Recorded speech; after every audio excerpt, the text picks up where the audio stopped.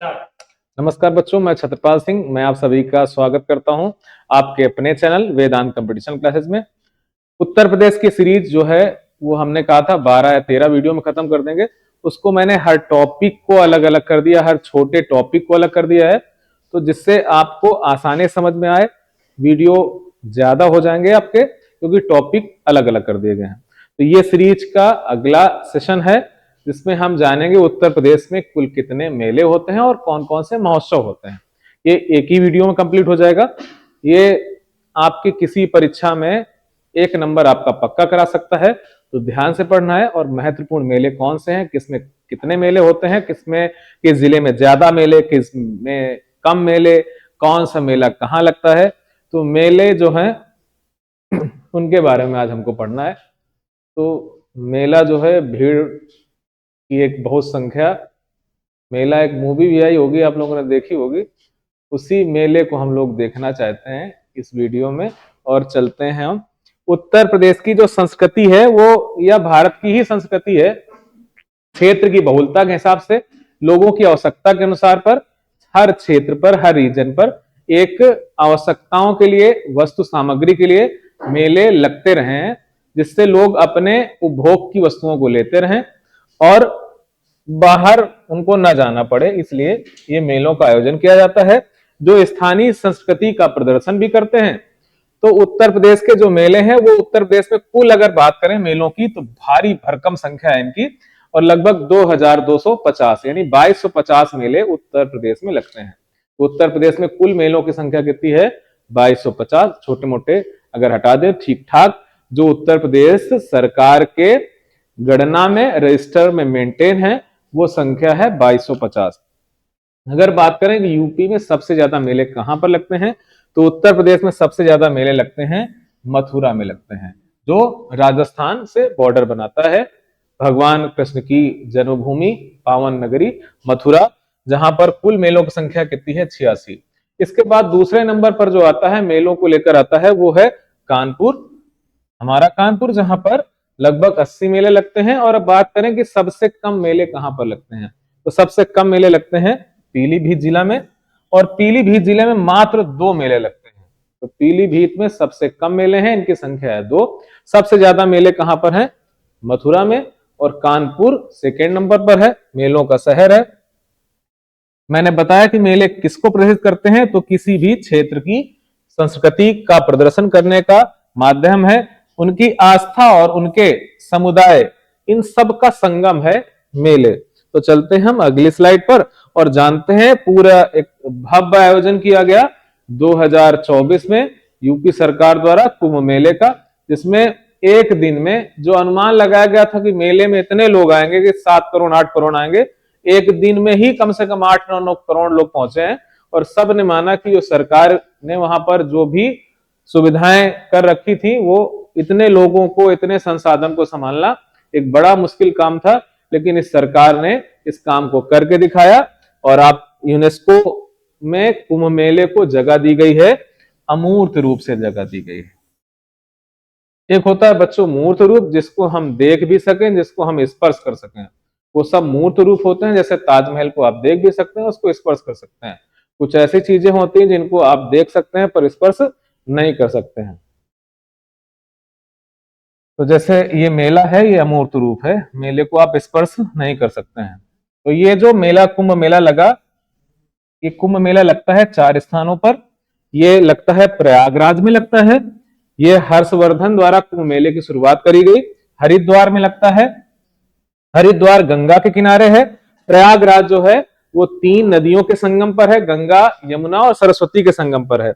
उज्जैन क्षिप्रा नदी के तट पर है, यहाँ भी संगम लगता है। लेकिन यहाँ पर जो एरिया है बहुत कम है, यहाँ पर इतनी भीड़ नहीं पहुंच सकती है। गोदावरी के किनारे नासिक बसा हुआ है। तो ये 4 स्थान है जहां पर जब समुद्र का मंथन किया गया, और समुद्र के मंथन में जो सबसे पहला पदार्थ निकला वो हलाहल विष था, जिसका विषपान किया था महादेव ने, और वो नीलकंठ कहलाए। ऐसे ही समय बदलते बदलते वो जो 14 रत्न प्राप्त हुए, उसमें अमृत भी निकला। वो अमृत जो कलश निकला, देवता और असुर दोनों समुद्र का मंथन कर रहे थे, लेकिन ईश्वर जो भगवान है वो केवल जो अमृत का पान है वो केवल कराना चाहते थे जो उसको समाहित कर ले। सिद्धि प्राप्त करना आसान है, पर सिद्धि को पचा पाना वो ही अपने आप में बड़ा कठिन काम है। इसीलिए भगवान जानता है कि कौन इस अमृत को समाहित कर सकता है और कौन समाहित नहीं कर सकता है। तो ईश्वर ने देवताओं को, भगवान विष्णु ने देवताओं को वो अमृत कलश से अमृत पिला रहे हैं। इस बीच में असुरों द्वारा मोहिनी का पीछा किया गया, जिस पर वो जो अमृत है वो कुछ 4 स्थानों पर बूंद के रूप में गिर गया। तो वही 4 स्थान पर ये संगम का आयोजन होता है, प्रयागराज, हरिद्वार, उज्जैन और गोदावरी। आयोजन ये जो होता है प्रत्येक कुंभ का जो होता है 12 वर्षों में होता है। 6 वर्षों में लगता है अर्धकुंभ। ये अर्धकुंभ हो या महाकुंभ हो, सरकार ने बड़ी ही सफलतापूर्वक ये दोनों आयोजन करके दिखाए हैं। अब बात करते हैं कि ये जो महाकुंभ था 2024, 25 नहीं 25 ही था शायद, 25 प्रयागराज जो भव्य इलाहाबाद में हुआ, इस पर एक कुंभ को एक नया जिला के रूप में स्थापित किया गया था। 76वां जिला बनाया गया था। इसके जो डीएम बनाए गए थे उस टाइम पर विजय किरण आनंद बनाए गए थे। फिलहाल यूपी का 76वां जिला बन सकता है वो है कल्याण नगर हो सकता है, जो यूपी के पूर्व मुख्यमंत्री कल्याण सिंह के नाम पर है। अतरौली तहसील को जोड़कर यह बनाया जा सकता है। तो ये जो आयोजन हुआ 13 जनवरी से 26 फरवरी के बीच में ये जो कुंभ का आयोजन किया गया, इसमें कुंभ क्षेत्र को अस्थाई जिला बनाया गया था। तो उत्तर प्रदेश का कौन सा मेला कहां लगता है इसके बारे में हम चलते हैं, जानते हैं। कैलाश मेला, ये कैलाश मेला कहां लगता है? आगरा जिले में लगता है। ये भगवान शंकर के मंदिर के ठीक बगल में लगता है। ये सावन के तीसरे सोमवार को भगवान शिव को समर्पित होता है। पूरे सावन चलता है, पर जो तीसरा सोमवार है वहां पर बड़ा आयोजन होता है इस मेले का। लेकिन पूरे सावन में यहाँ पर मेला लगा रहता है। दाऊ जी मेला, ये दाऊ जी मेला जो है ये मथुरा में है। दाऊ जी कहते हैं भगवान कृष्ण के बड़े भाई, जिनको कहते हैं बलराम जी, हलधर या बलराम जी, उनकी स्मृति पर यह मेला का आयोजन किया जाता है। तो दाऊ जी मेले का संबंध कहां से है? तो मथुरा से है। मुड़िया पूर्णिमा का मेला, ये मुड़िया पूर्णिमा का जो मेला लगता है ये मथुरा में लगता है। ये मेला गुरु पूर्णिमा के दिन इसका आयोजन किया जाता है। ये एक विशाल मेला है। कंस मेला, कंस नाम से ही प्रसिद्ध है कि कंस मेला, कंस कहां के राजा थे? तो मथुरा के थे। तो यहीं पर भगवान कृष्ण द्वारा जब कंस का वध किया गया था उस दिन इस मेले का आयोजन किया जाता है। तो भाई जैसे राम जी हैं एक राज के, ऐसे ही उन्होंने वध किसका किया था? रावण का। ऐसे कृष्ण ने किसका वध किया था? कंस का। भविष्य में ऐसा होगा कि जैसे कल्कि हैं तो ऐसे ही उनसे मिलता जुलता एक निशाचर पैदा होगा जिसका वध करने के लिए कल्कि को अवतरित होना पड़ेगा। नौचंदी मेला, ये नौचंदी मेला लगता है पश्चिमी उत्तर प्रदेश का एक जिला है जिसका नाम है मेरठपुर, मेरठ, जो खेल सामग्री के लिए बड़ा ही प्रसिद्ध है। तो नौचंदी मेला का संबंध कहां से बच्चों? मेरठ। ये हिंदू मुस्लिम एकता का प्रतीक है। नौचंदी देवी का मंदिर और उसी के ठीक बगल पर एक मियां बाले मियां की एक दरगाह है। तो हिंदू और मुस्लिम दोनों एकता का प्रतीक ये मेला। ये नौचंदी मेला कहां पर है? मेरठ में है।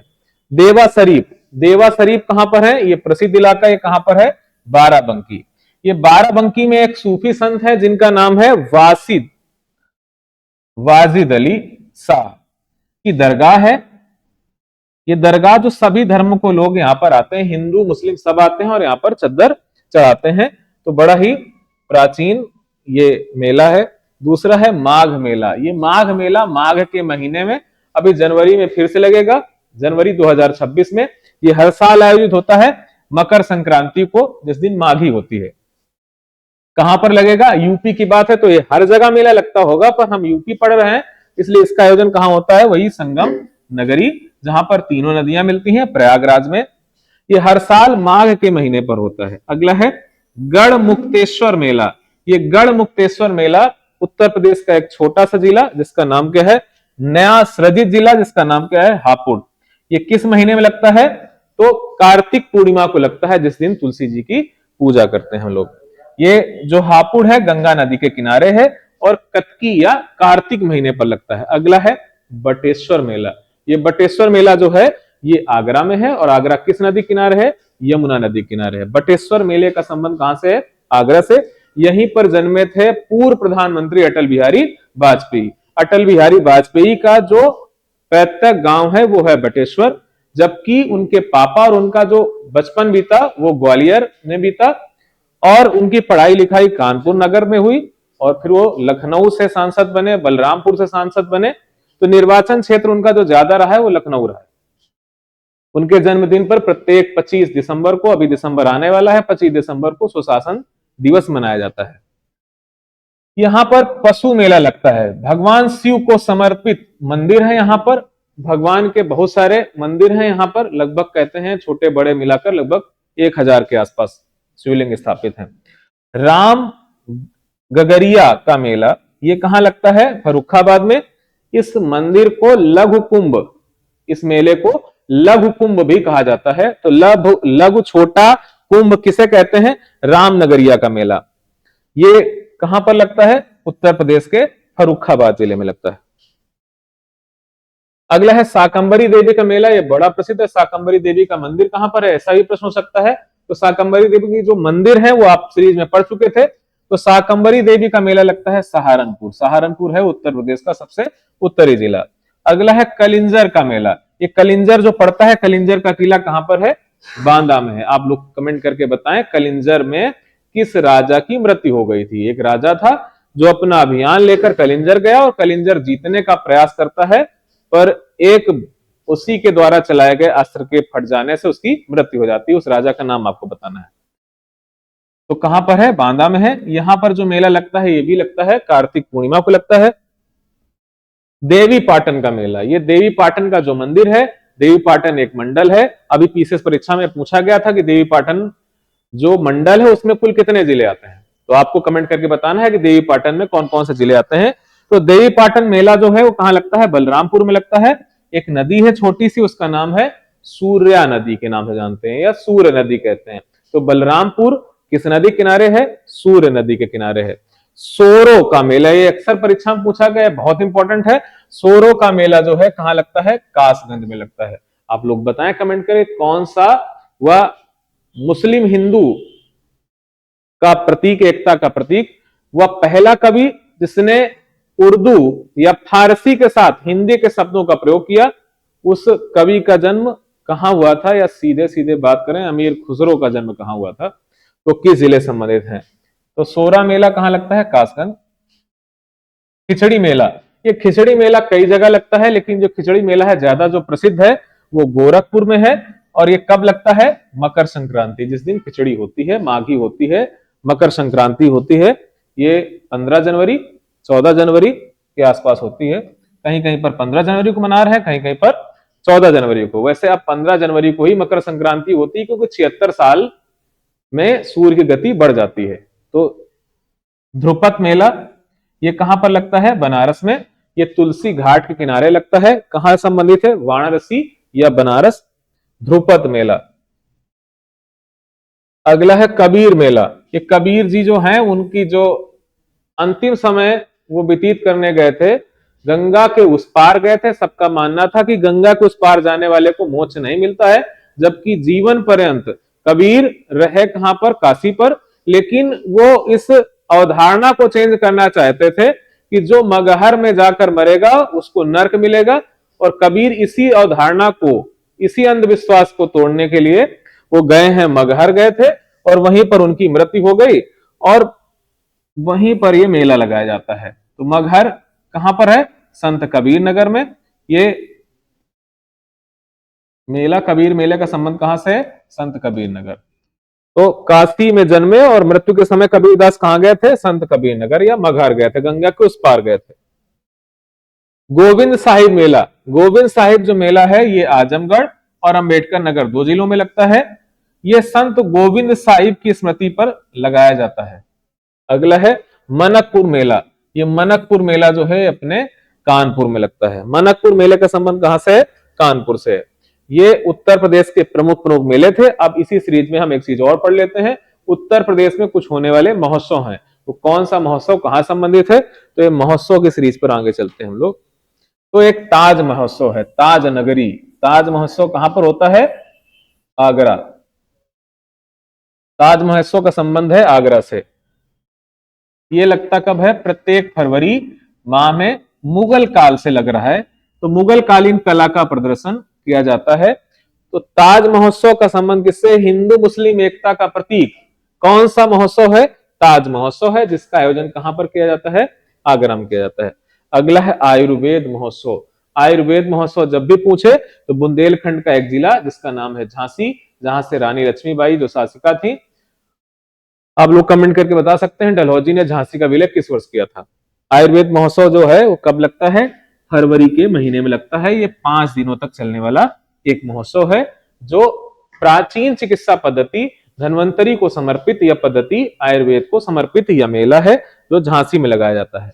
अगला है बनारस महोत्सव। बनारस जो है वो आप समझ गए हैं, बनारस महोत्सव है तो बनारस में होगा ही, जिसे प्रधानमंत्री का गृह जनपद जहां से वो निर्वाचित होते हैं, वाराणसी। वाराणसी या बनारस की बात करें, उसका नाम वाराणसी इसलिए रखा गया है क्योंकि एक नदी है वरुणा और एक नदी है अस्सी, ये दोनों के संगम से बना है वाराणसी। भगवान शिव के त्रिशूल पर बसी काशी, ये यहीं पर ये मेले का आयोजन करता है। इकलौता ऐसा शहर पूरे भारत का जिसमें स्वयं में नाम में रस है, तो रसों का सम्राट है। और अगर कोई शहर, अगर सभी शहरों का सभी तीर्थों का राजा है, वो है प्रयागराज। लेकिन जो काशी है वो काशी इस पृथ्वी में नहीं बल्कि भगवान शिव के त्रिशूल में जो बीच का त्रिशूल का जो अंग है उस पर टिका हुआ काशी है। अगला है अखिल भारतीय व्यास महोत्सव। ये भी कहां लगता है, बनारस में लगता है। ये महर्षि व्यास की कर्मस्थली पर आयोजित किया जाता है। अगला है लठमार होली महोत्सव। ये लठमार होली, फूलों की होली, ये आपको पता होगा कहां पर होगा, ये है बरसाना मथुरा में, नंदगांव में।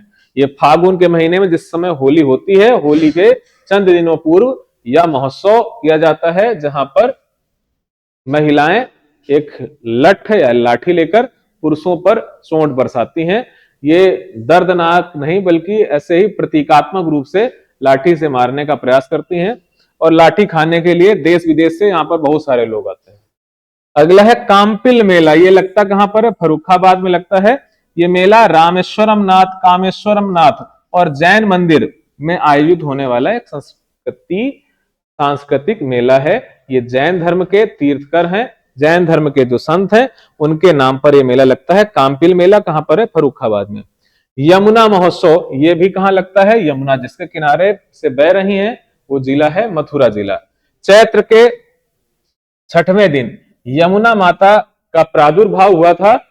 चैत के 6वें दिन स्वर्ग लोक से यमुना पृथ्वी पर आई थी, अवतरित हुई थी, इसलिए इनके अवतरण पर यह मेले का आयोजन किया जाता है।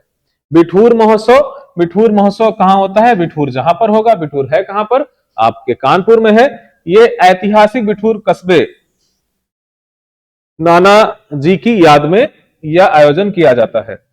अगला है आनंद महोत्सव। ये आनंद महोत्सव लखनऊ में है। ये भगवान कृष्ण की याद में यह उत्सव मनाया जाता है। आनंद महोत्सव कहां से है, आपके उत्तर प्रदेश के लखनऊ जिले में। फिर है कबीर महोत्सव। ये कबीर महोत्सव पर फिर चलते हैं, जहां पर कबीर दास जी ने अपने प्राण त्यागे थे और ईश्वर में विलीन हो गए थे, क्योंकि इनका जो पार्थिव शरीर था वो किसी को नहीं मिला, बल्कि जहां पर इनके शरीर पर, पार्थिव शरीर पर जब चद्दर से ढका गया, जब चद्दर हटाई गई तो केवल 2 गुलाब के पुष्प मिले, क्योंकि कबीर के 100 को लेकर दोनों पक्ष लड़ रहे थे, अपना अपना दावा प्रस्तुत कर रहे थे। हिंदू कहते थे कबीर हमारे हैं, मुस्लिम कह रहे थे हमारे हैं। तो 100 उस पार्थिव शरीर को लेकर संघर्ष की स्थिति उत्पन्न थी।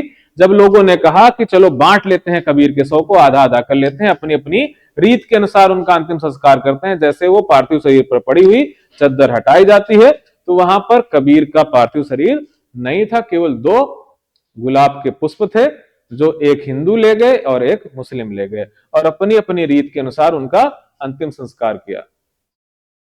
तो कबीर कहां महोत्सव कहां लगता है, संत कबीर नगर, या उस लोकल इलाके का नाम क्या है, मगहर। अगला है त्रिवेणी महोत्सव। त्रिवेणी जहां पर 3 नदियां मिलती होंगी, वो 3 नदियां गंगा, यमुना और सरस्वती। ऐसा स्थान है तीर्थों का राजा, जिसे क्या कहते हैं, प्रयागराज। तो प्रयागराज पर त्रिवेणी महोत्सव का आयोजन किया जाता है। ये हैं उत्तर प्रदेश के कुछ महोत्सव और मेले। तो जो महोत्सव या मेले हैं, ये एक बार सबको पुनः मिलने का अवसर देखते हैं। ये कोई भी आयोजन होता है तो जहां पर बाहर लोग रहते हैं वो लौट कर अपने गृह जनपद आते हैं, अपने क्षेत्र पर जाते हैं। तो ये एक प्राचीन संस्कृति को भी दिखाता है, और बल्कि सौहार्द को और क्षेत्रीय एकता को, उनकी क्षेत्र की संस्कृति की क्या बहुलता है, क्या विशेषता है, इनको प्रदर्शित करने के लिए ये मेले और महोत्सव आयोजित किए जाते हैं। जहां पर क्षेत्रीय भाषा, क्षेत्रीय बोली को बढ़ावा दिया जाता है, और क्षेत्रीय कलाकार, लोक गायकों को सराहा जाता है, और उनको एक नई छाप, अपनी पहचान छोड़ने का एक अवसर भी देता है। तो आज की क्लास में इतना ही। फिर मिलते हैं हम अगले दिन फिर नए टॉपिक के साथ। उत्तर प्रदेश की जो कक्षाएं हैं वो अंतिम पड़ाव पर हैं। बहुत जल्द ये कक्षाएं आपकी पूरी होने वाली हैं, और एक चीज से बिल्कुल आप फ्री होने वाले हैं कि उत्तर प्रदेश एक्सेल इससे बाहर नहीं जाएगा। जिनको वीडियो अच्छा लगे वो लाइक करें, जिनको कुछ कमी लग रही है वो भी कमेंट के माध्यम से बताएं कि भाई क्या छूट रहा है, या कोई ऐसा टॉपिक जो और इंपॉर्टेंट है, हमसे और हमारी टीम से छूट रहा है, तो कमेंट के माध्यम से राय दें। और लाइक करें चैनल को सब्सक्राइब करें, सॉरी, और वीडियो को लाइक करें। धन्यवाद। जय हिंद।